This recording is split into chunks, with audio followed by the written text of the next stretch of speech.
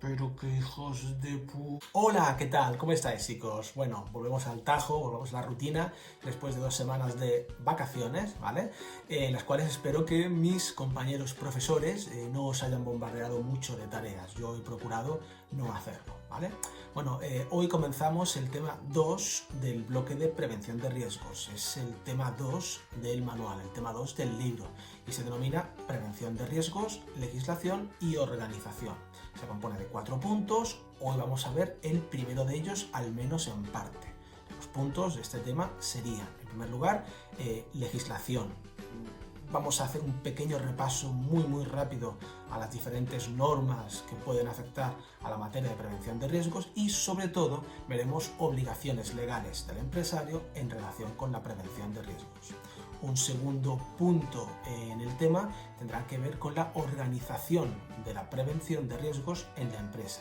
Veremos quién se puede encargar de gestionar la prevención de riesgos en la empresa según las características de dicha empresa.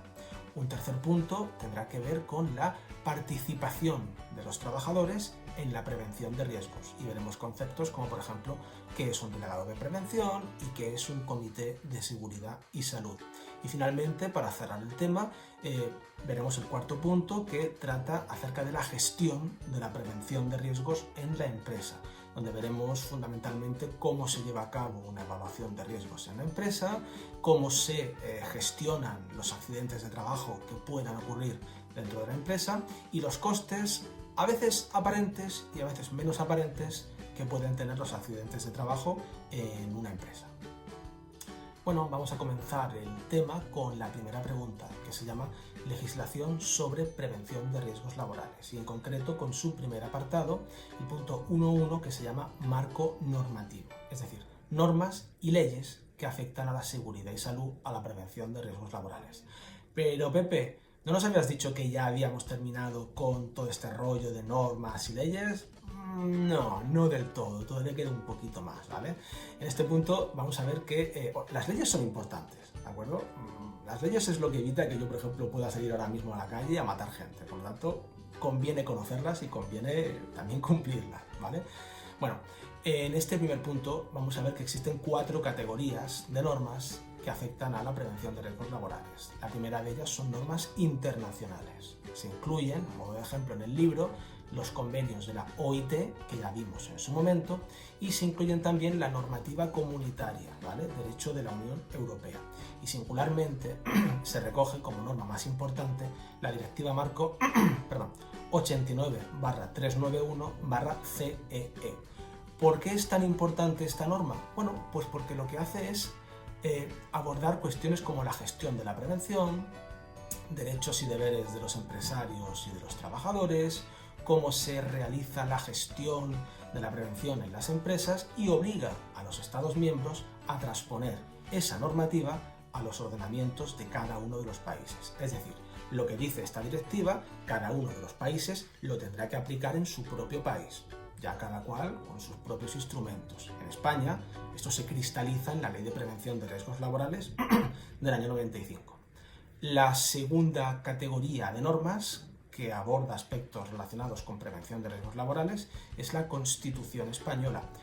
No hay muchos artículos en la Constitución que traten acerca de prevención de riesgos, pero alguno hay, en concreto el artículo 40.2, donde se indica que los poderes públicos velarán por la seguridad y por la higiene de los trabajadores, lo cual directamente quiere decir que los poderes públicos, es decir, los parlamentos autonómicos, el Parlamento Nacional y cualquier otro tipo de poder público, tiene que adoptar las medidas necesarias para que los trabajadores puedan trabajar en unas condiciones de seguridad y salud adecuadas. A un tercer nivel tenemos legislación básica. Hay muchas normas importantes en materia de prevención de riesgos laborales básicas, pero el libro recoge solamente 2. La primera es la Ley de Prevención de Riesgos Laborales 31/95, que se aprueba en 1995, Y también tenemos el Real Decreto 39, me parece que es, 39/97, creo que es ese, ¿vale? Por el que se aprueba el reglamento sobre los servicios de prevención. Luego lo comprobaré y me he equivocado seguro, ¿vale? Y finalmente, por último, tenemos toda una serie de normativa de desarrollo, de ampliación. Tenéis en el libro unos cuantos ejemplos, donde dichas normas lo que vienen es a desarrollar aspectos concretos sobre los más variopintos aspectos relacionados con la prevención de riesgos.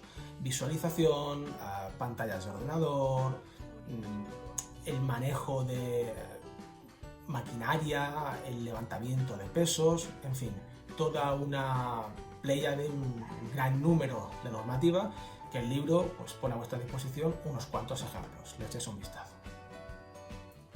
El segundo apartado de esta primera pregunta se denomina obligaciones en materia de prevención. Acordaos que cuando comenzamos el curso hablamos de obligaciones del empresario. Yo pregunté, ¿cuál es la principal obligación del empresario? Pagar a los trabajadores, retribuirles por el trabajo que estos hacen. Pero no es la única obligación. Los empresarios también tienen la obligación de velar por la seguridad y por la salud de sus trabajadores, que no corran riesgos y que no sufran daños. Esa obligación es una obligación muy general, que se tiene que desglosar, se tiene que descomponer en una serie de obligaciones más específicas y concretas. Al respecto, tengo que decir una cosa, y es que esas obligaciones son como una moneda, ¿vale? La obligación del trabajador de velar por la seguridad y la salud de sus trabajadores es, por ejemplo, como veis aquí, pues la cruz. Vamos a ponerlo bien, es la cruz.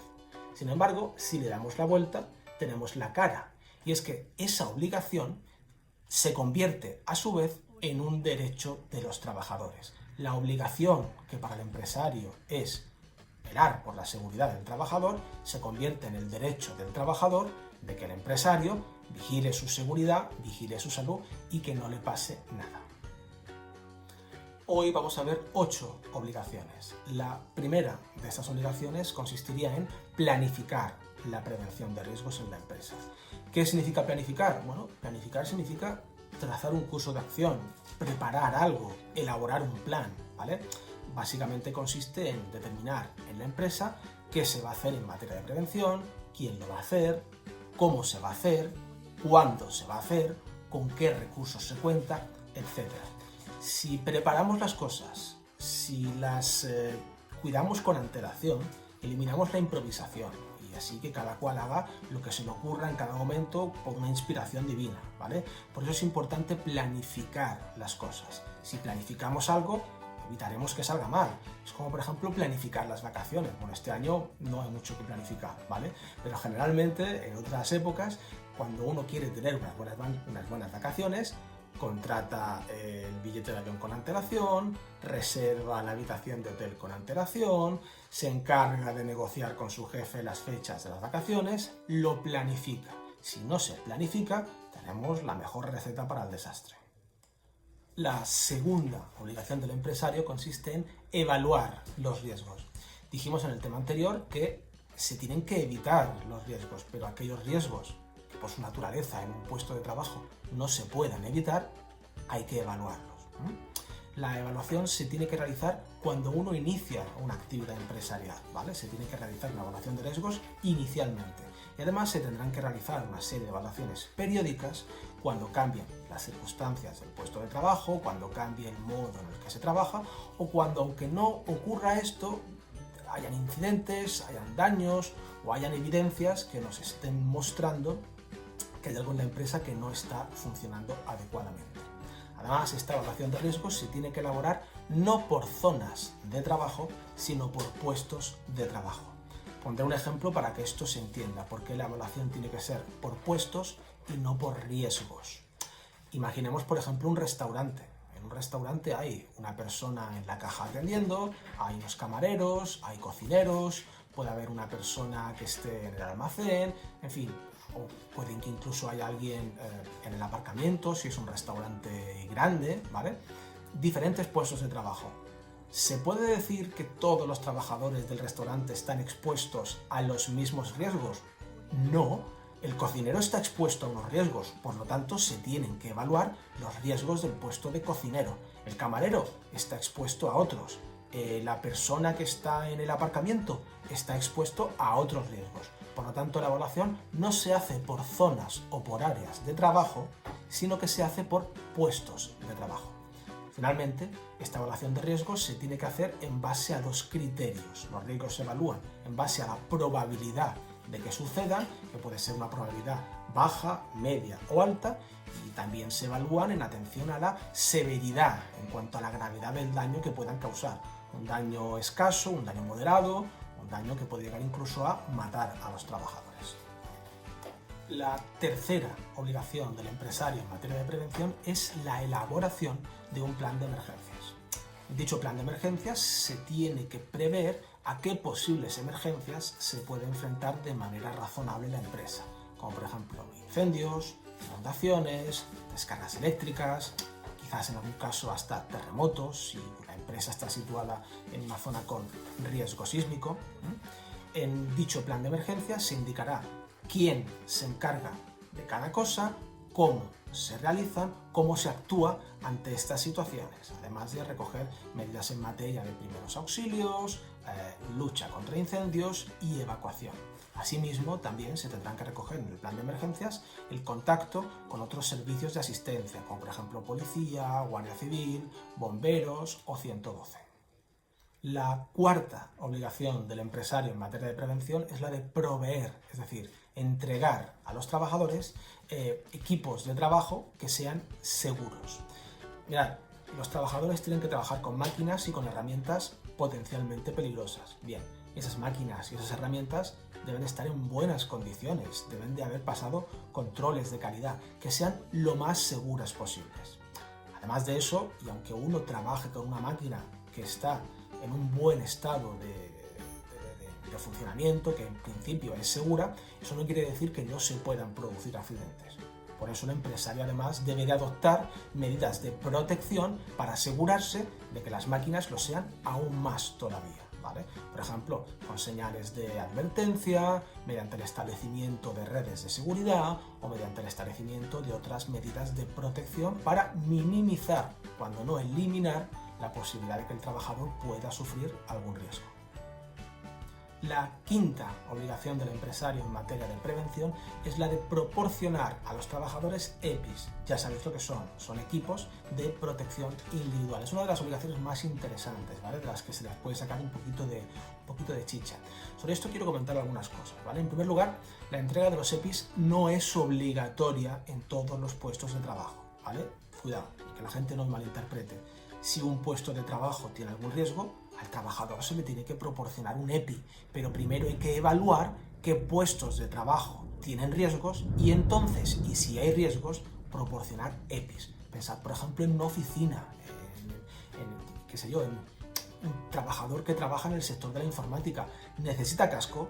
¿Necesita guantes? No necesita esos EPIs. Sin embargo, un trabajador que trabaja en una fundición, claro que necesita guantes, claro que necesitará protección para los ojos. Un trabajador que trabaja en una obra o en un subterráneo necesitará casco.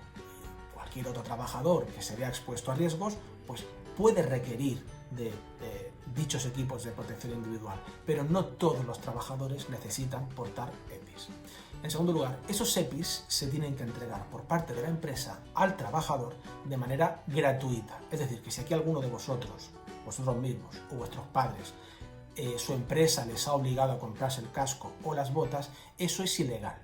Eso no puede ser. Las tiene que pagar la empresa. Otra cosa sea que la empresa te encomiende a ti, trabajador, que compres las botas o que compres el casco y luego te pagamos el dinero.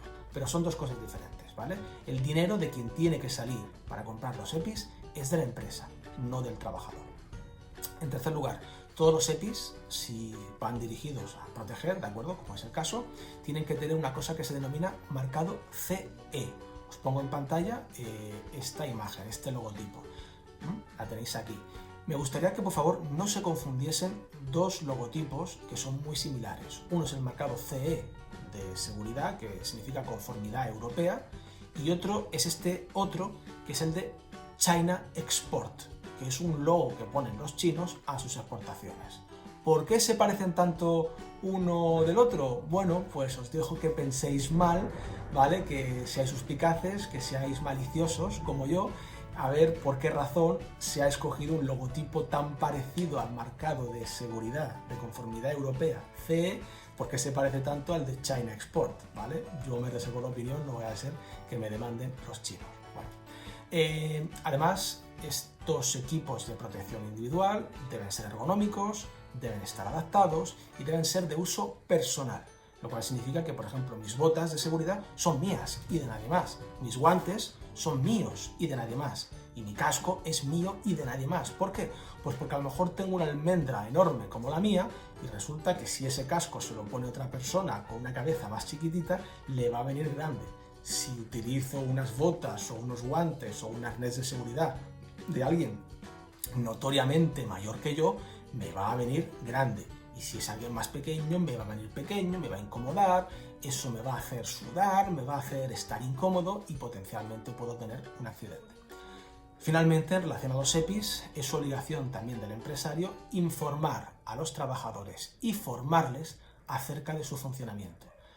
Pepe, ¿hace falta que te expliquen cómo ponerte un casco? Pues hombre, si es un casco que no tiene nada, que no tiene correa por aquí, pues no hace falta que te enseñen cómo utilizarlo, igual que algunos guantes. Pero sin embargo hay algunos EPIs, por ejemplo arneses de seguridad que tienen diferentes correas, que quizás sí que es más complicado de utilizar, ¿vale? Por lo tanto, el empresario tiene la obligación de, si el EPI tiene algún tipo de dificultad en su uso, explicar cómo se tiene que emplear. Lo cual me recuerda, por ejemplo, al tema de los guantes.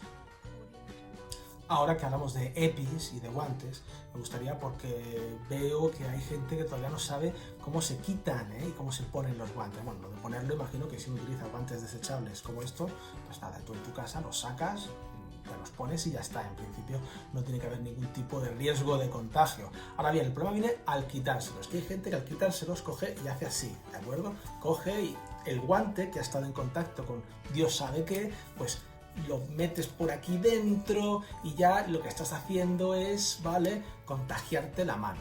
Luego llevarte la mano a la cara o sacarte un moco de la nariz y ya la hemos liado, ¿de acuerdo? Por lo tanto, ¿cómo se quita uno los guantes? En primer lugar, vamos a hacer este pequeño gesto, ¿de acuerdo? Esto no me produce ningún placer hacerlo delante de cámara, simplemente cómo se recomienda que se haga, ¿vale? Y lo que hacemos es, aquí en la palma de la mano, con este dedo, lo que hacemos es, fijaos, se hace un gancho, un pequeño garfio, como estoy haciendo, y vamos sacando el guante. Ya lo hemos sacado. Y el guante, que lo tengo aquí en la mano, en la otra mano enguantada, no ha tenido ningún contacto con la piel desnuda. Y lo que hacemos es que vamos haciendo un gurrumuño, lo cerramos completamente sobre esta palma, como si fuésemos un mago. Por lo tanto, esto ya no hay ningún problema, y con esta mano desnuda, que no tiene ningún riesgo porque ha estado completamente enguantada, nos aseguramos muy bien de que metemos el dedo índice por aquí debajo, sin entrar nunca en contacto con la parte exterior, porque entonces esto es una tontería, no estaremos haciendo nada. Metemos el dedito por aquí debajo, ¿vale? Lo hacemos bien, mejor que yo, y terminamos de sacar. Y fijaos que esto ya yo lo puedo tocar sin ningún problema, porque esto que tengo aquí era la parte interior del guante.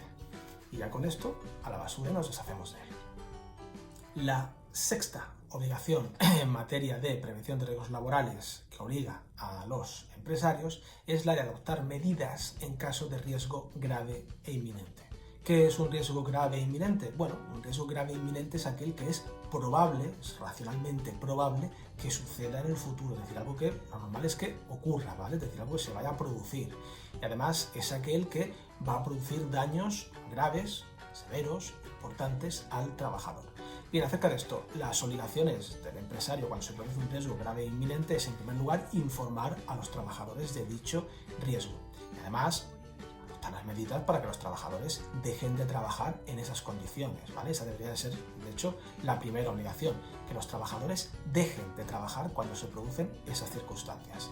Si el empresario no puede, él, personalmente, paralizar la actividad, entonces deberá de comunicar a los trabajadores cuáles son los procedimientos para que todos ellos puedan dejar de trabajar en condiciones de seguridad. ¿Quién está en principio facultado? ¿Quién puede paralizar por completo la actividad? Pues como acabo de decir, tiene que ser el jefe quien dé la orden. Y si el jefe no está presente por la que sea, pues en tal caso pueden ser los representantes de los trabajadores, delegados de prevención, etcétera, los que lleven a cabo la paralización de la actividad y que no se siga trabajando en esas condiciones. La séptima obligación en materia de prevención de riesgos laborales que el empresario tiene que llevar a cabo es la de informar y formar a sus trabajadores. Por lo que respecta a lo primero, la información, el empresario tiene que informar a los trabajadores de los riesgos, tanto los generales de toda la empresa como los específicos de su puesto de trabajo a los que se puede ver expuesto, ¿vale? Pues generales porque un trabajador puede circular por toda la empresa y específicos porque cada uno en su puesto de trabajo se ve expuesto a unos riesgos que el resto de sus compañeros no. Además, se tiene que informar a los trabajadores de las medidas de prevención, medidas de protección en caso de emergencia, y todo esto se concreta en un documento que se denomina Manual de Prevención. En segundo lugar, el empresario tiene la obligación de formar, dar una formación, ¿vale? Enseñar, explicar, enseñar cómo hacer, ¿vale? Una formación tanto teórica como práctica que sea suficiente y adecuada para cada puesto de trabajo. Me explico. Un oficinista, por ejemplo, no tiene que recibir formación sobre cómo ponerse una máscara de soldador, ¿vale? Para evitar lesiones oculares. No es necesario, no va a soldar, pero sí que se le puede dar formación teórica sobre cómo levantar pequeñas cargas, sobre cómo sentarse, sobre cómo realizar ejercicios de relajación para que en casos de jornadas prolongadas de estar sentado uno no vea la espalda o el cuello resentido. Esa clase de formación sí que es adecuada, ¿vale? Sí que es suficiente. La otra, lo de la máscara de soldador, pues es evidente que no hace falta. En tercer lugar, esta formación y esta información a los trabajadores se les tiene que dar en el momento en el que comienzan a trabajar. Y además, no solamente cuando comienzan a trabajar, sino cuando hay modificaciones en su puesto de trabajo. Bien porque se cambian los equipos de trabajo o bien porque se introducen cualquier otro tipo de modificación técnica o tecnológica en los mismos.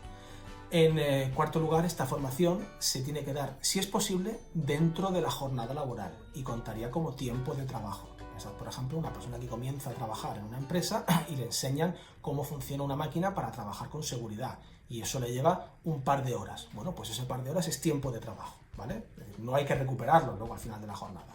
En el caso de que esa formación se tenga que realizar fuera de la jornada laboral, por ejemplo, un sábado por la mañana o después del trabajo, también contará como jornada de trabajo y se tendrá que descontar del total de la jornada semanal o mensual.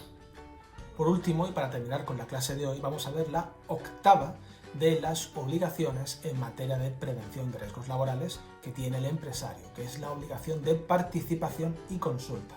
Mirad, en la empresa trabajan trabajadores, como es natural. Bien, esos trabajadores tienen derecho a participar en la toma de decisiones de cuestiones que les afectan, como la seguridad. Estos trabajadores tienen derecho a ser consultados, porque al fin y al cabo son quienes están trabajando en los puestos de trabajo y quienes se exponen a los riesgos. Por lo tanto, merecen ser oídos y merecen que sus opiniones cuenten a la hora de que el empresario tome decisiones que pueden afectar a su seguridad y a su salud. Eso se consigue a través de las figuras de los delegados de prevención y del Comité de Seguridad y Salud, que veremos en este mismo tema, pero dentro de un par de clases. Con esta octava obligación, que no es la última, terminamos la clase de hoy. En la siguiente clase, esta semana, veremos un par de obligaciones más y otros puntos más del tema. Y bueno, pues ya está, que con esto terminamos la clase de hoy, que después de 2 semanas sé que había ganas de volver a verme, estoy seguro que es lo que estáis todos pensando. Así que nada, si tenéis cualquier duda o sugerencia, pues me la podéis hacer llegar a través de Edmodo o a través de los correos electrónicos que ya conocéis. Y quien no los conozca, bueno, pues eso que te ahorras tú y eso que me ahorro yo.